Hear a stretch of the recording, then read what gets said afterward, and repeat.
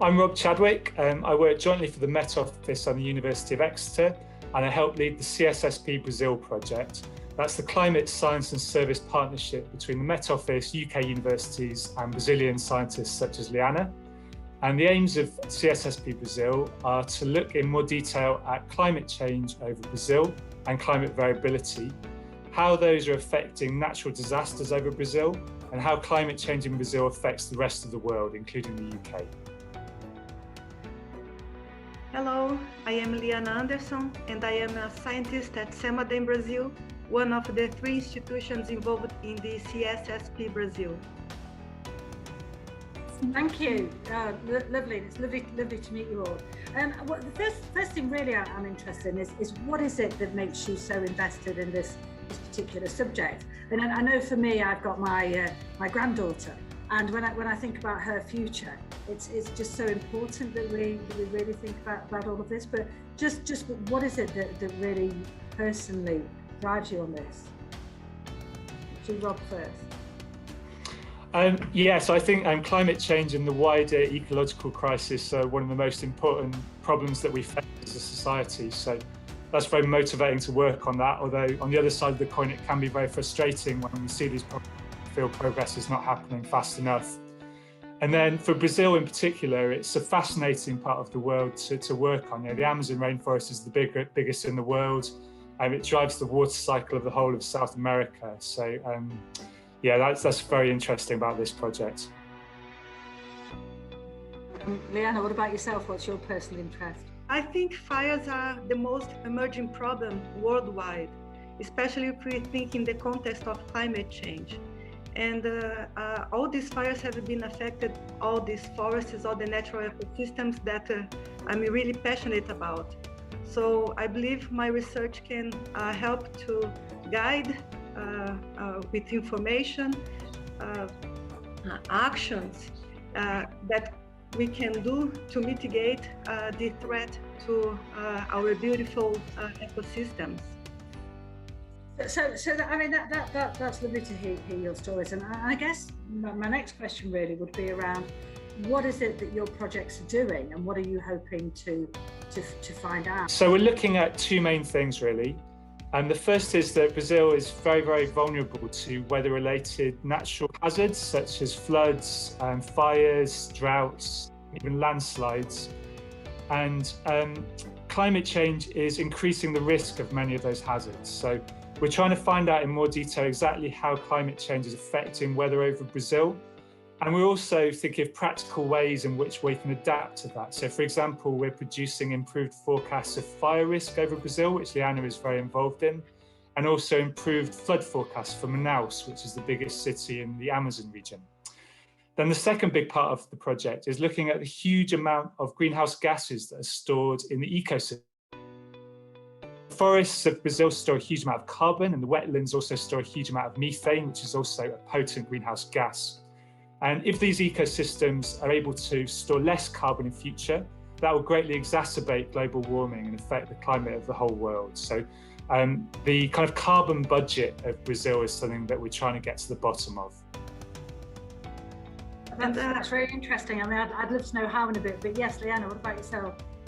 So I'll talk specifically about the fire probability. Usually when you think about fires in Brazil, you relate it more with the response action. So the focus is on combating the fires once it has already started. And our research aims to provide this fire forecast, which means that by knowing the probability of fires in the next few months and identifying priority areas, you can then focus in what you can do in terms of mitigation to avoid these fires to occur. And what kind of things are your findings showing? Well, I think one of the most striking observations we have so far is that fires are increasing earlier, before the dry season, which usually is the peak. So I think we have to start getting ready earlier And to combine this type of information, to translate this type of information to the general public is the current challenge we are facing. And just on that, I mean, it's really, really interesting, and it's clearly so crucial that the work that you're doing. But what kind of things can you do if you recognise it starting earlier? What can you do to prevent the fires? Does your research, does it go that deep? First, we have to think about what generate fires, and understanding the process are the key factor. In Brazil, fires can be used as a management tool. Fires are also used after the deforestation process. And because of these two, let's say, type of fires, you can have the forest fires. So in addition to all the, let's say, the meteorological conditions that can favor the spread, the intensity of fires, you have also to bring this type of information to understand the process, the causes, and by combining them, then I think you are able to provide a more certain guidelines for what's the root cause of the problem. That's really interesting. I don't know whether you've got anything to add, Rob. I know we've only got a short amount of time, but I am really interested in terms of the researchers identifying when those fires are starting, and I just wonder what therefore that enables you to do. Does it mean you can stop the fires from starting, which I imagine will be incredibly difficult, or does it mean that you can respond more readily when they do get started?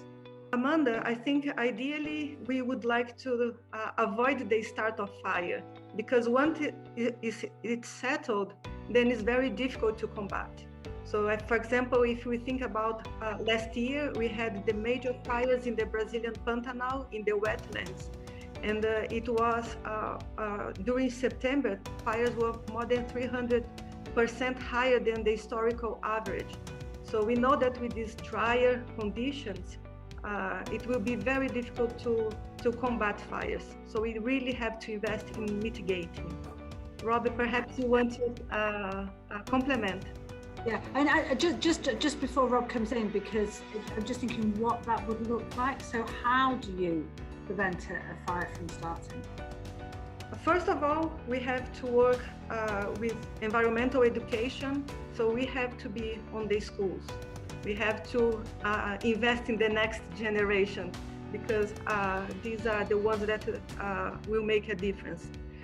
The second thing, we have to be better organized as a government, looking at governance of fires, looking at command and control. And we also have to make the environmental laws work in Brazil, because by definition, most of the fires, they are illegal anyway. So let's say that we have the framework to avoid fires, but now we have to make it into practice. So is my understanding, and Rob, sorry, it's just so interesting, and we'll bring you in, but is my understanding therefore that these fires are all started, but are not on purpose, but they are preventable? Is that what you're saying? Yes, and in a way to make it preventable, we have to invest in fire-free management tools. I think this is the first big thing, and there are many techniques that can be explored. And secondly, we have to stop deforestation. Wow, Rob, sorry, anything to add on that? It's so interesting. It's like we're having a one-to-one conversation, Liana. Yeah, no, don't worry at all. Liana's really the expert on the fire forecast, so that's absolutely fine. I think what I was going to add really is it's just interesting actually how climate change and deforestation interact with each other. And climate change, as temperatures get warmer, then that increases the risk of fire. But also, as we deforest the Amazon, that releases carbon into the atmosphere and exacerbates climate change. So deforestation and climate change are really closely linked, and we have to deal with both problems at the same time. And presumably that's what the research is identifying then? Yes, certainly part of it is finding out in a lot more detail exactly how much carbon is stored, for example, in the Amazon. And this helps to inform Brazilian government policy. For example, every country in the world, including the UK and Brazil, produce a carbon budget showing our sources of carbon emissions and what we're doing to combat that. So in Brazil, actually, the natural sources and the natural stores of carbon are a big part of that in their ecosystem. So our research here in showing how much carbon, how much methane is stored in the ecosystems of Brazil is feeding directly into government policy there. Wow, and I know that at the beginning we were talking about that vested interest, and it's absolutely, it's really significant what you're doing, isn't it? I mean, it really is sort of life-changing, which must make you feel very flattered, very honoured to do it. I guess you love it, obviously. Yes, absolutely. And there are one more piece of information that I think is interesting, because in addition to deforestation, our studies also have pointed that fires are a long-term contribution for climate change. For example, the forests affected by fires, they hold 25% less carbon than a pristine forest.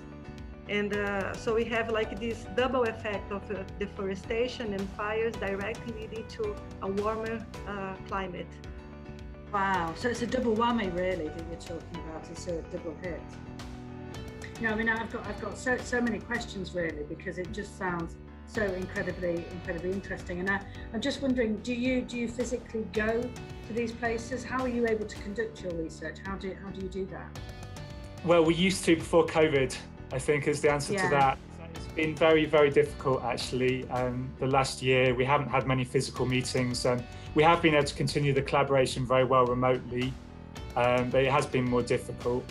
I think the good thing about this project actually is that the collaboration between the UK and the Brazilian scientists means that in some senses we don't need to travel, because we can combine our expertise. So I'd say one example is that the UK has a very, very high expertise in global climate modelling. So as part of CSSP Brazil, we're producing some of the most state-of-the-art high-resolution climate simulations over Brazil. So we're able to bring that expertise to the table, and then what the Brazilian partners bring is a very clear knowledge of their local Brazilian climate, and also very strong observational records of the country, so we can compare our computer simulations against observations. I think it's definitely true that the whole of this project is greater than the sum of its parts because of that meshing of expertise between the UK and Brazil. And that's also helped us to overcome some of the challenges of not being able to physically meet during COVID. And I'm also wondering really whether, I mean, obviously COVID's had a massive impact, you know, around the world, and this just depicts globally how that impact has really been felt. But I just wonder, again, I guess this is really for you, Liana, but do you feel as though your research is having an impact on the policymakers in Brazil? Are they taking on board what your findings are? To some extent. For example, in Acre State, which is one of the southwestern Amazonian states, we have been working very closely with them. We have developed an online monitoring tool, which help to focus where fires are occurring and providing this guidance on like priority areas.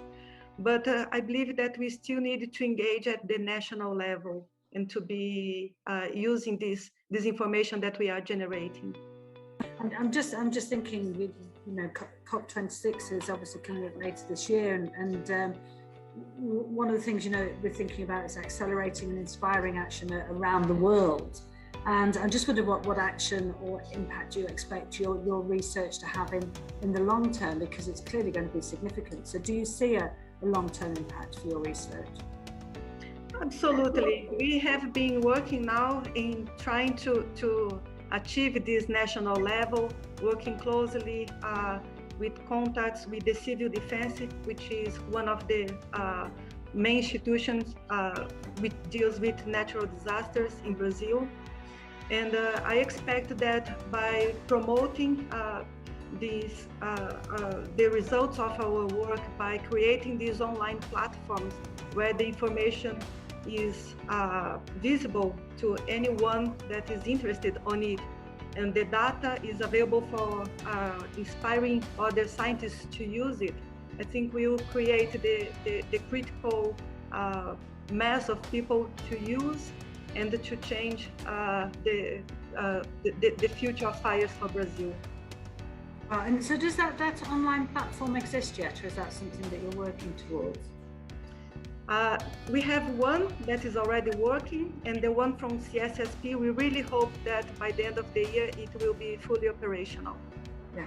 And how will you encourage people to use that then? We have been promoting a lot of capacity buildings, and I think just as other scientists around the world, we felt that we needed to be in the social media. So we are generating materials, videos, tutorials, and meeting with different parts of the government, state secretariats and firefighters, and to show how to use, how you can combine this information.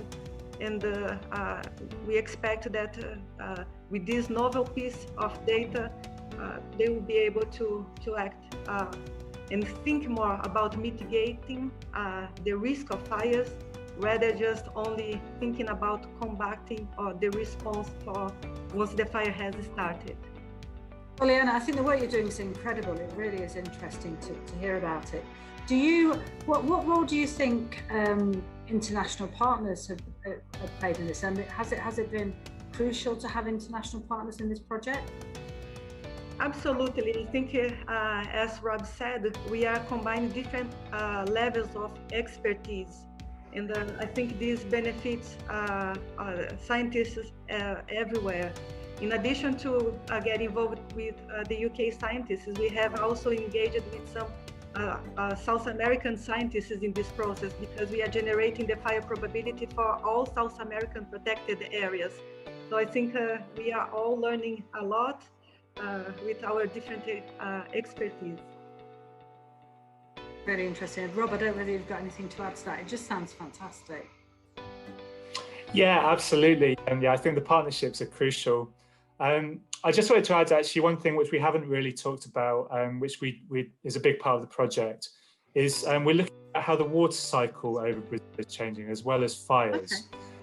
Okay. Brazil is quite vulnerable to flooding and to droughts, and also landslides can often be set off by extreme rainfall. And climate change, what we expect is that climate change will cause rainfall to fall in shorter, more intense bursts.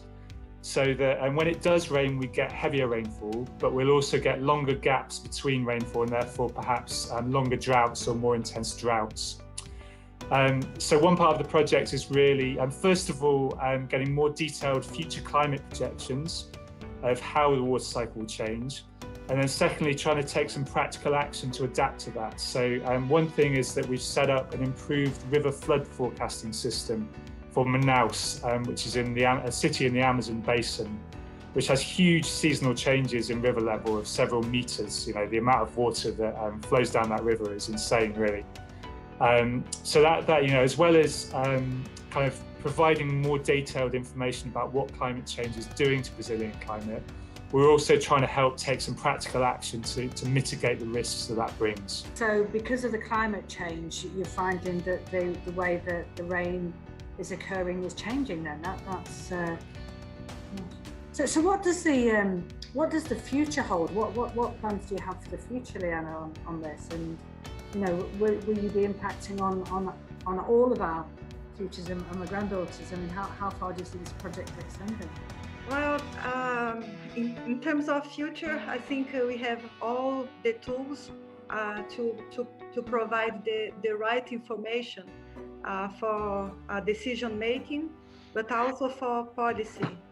So I would think that if we start being very wise in using the technical scientific evidence to guide major decisions, this would be a very important step for a more sustainable future for the entire planet. And what would you say should be the single most important thing that we should all do? Reduce our carbon emissions. Right. yeah, no, absolutely. Is there anything else that I mean, this has been really fascinating, genuinely, it's been an absolute pleasure to meet you. But is there anything else you think that I should know, or anything else you wanted to mention?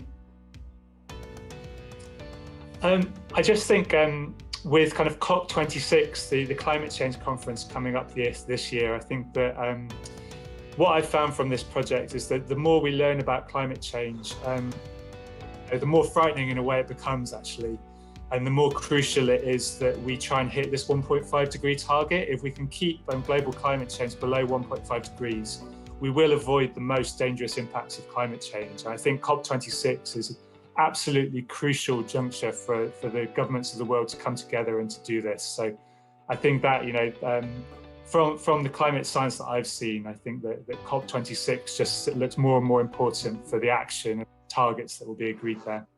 Yeah, and you know, talking to you both, and obviously, you know, I have a lot of these conversations, as I know that you will, and the really important first thing that we can all do is be aware of all the things that you're talking about, and we just all have a responsibility. So Liana, thank you so much. It really has been such a, I can't believe where the half hour's gone actually, but it's been an absolute pleasure to me. It's been lovely to see you, Bob, as well. Really, really lovely.